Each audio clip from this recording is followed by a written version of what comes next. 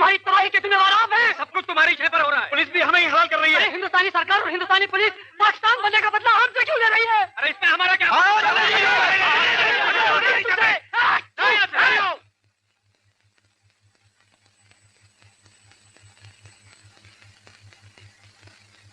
चलो अच्छा हुआ, कम से कम एक भाई ने तो गुस्सा थोंक दिया। चलिए हटिए, रास्ता छोड़िए, हटिए पीछे, पीछे हटिए। इन लोगों की सुरक्षा की जिम्मेदारी तुम्हारी है। यहाँ के हालात की रिपोर्ट मुझे बराबर मिलने चाहिए।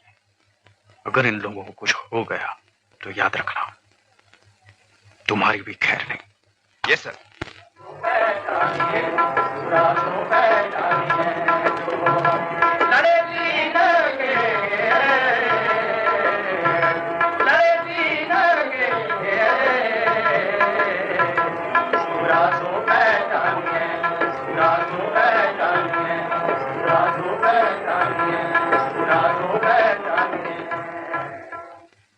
रेड क्लिफ अवार्ड ने हम सिखों को सबसे ज्यादा नुकसान पहुंचाया है। लायलपुर, लाहौर, मिंट कुमरी, ये कैसे पाकिस्तान को दिए जा सकते हैं? भाई ननकाना साहब और पंजा साहब को कैसे सिक्कों से छीना जा सकता है?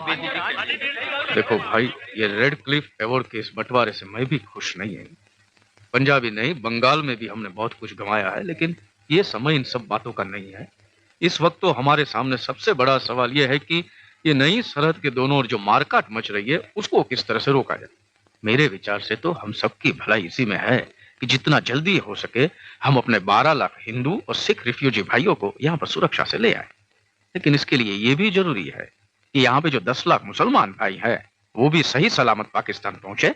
और मगर पाकिस्तान से आने वाले काफिलों में सबसे ज्यादा कटे हुए सर हमारे सिख भाइयों के होते हैं। अगर वो लोग मारकाट बंद कर दे तो हम भी बंद कर देंगे। देखिए, इस तरह तो ये सिलसिला चलता ही रहेगा। अगर ये खून खराबा रोकना है तो किसी न किसी को तो पहल करनी ही पड़ेगी ना। और अगर उसके बाद भी कुछ ना हुआ तो? वहां पर हमारे भाइयों का कत्लेआम यूं ही होता रहा और लाशों से भरी रेलगाड़ियां यूं ही आती रही तो?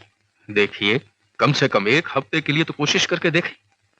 अगर फिर भी उनकी तरफ से कोई परिणाम सामने नहीं आते हैं तो हम भी बहुत ही सख्त रवैया अपनाएंगे।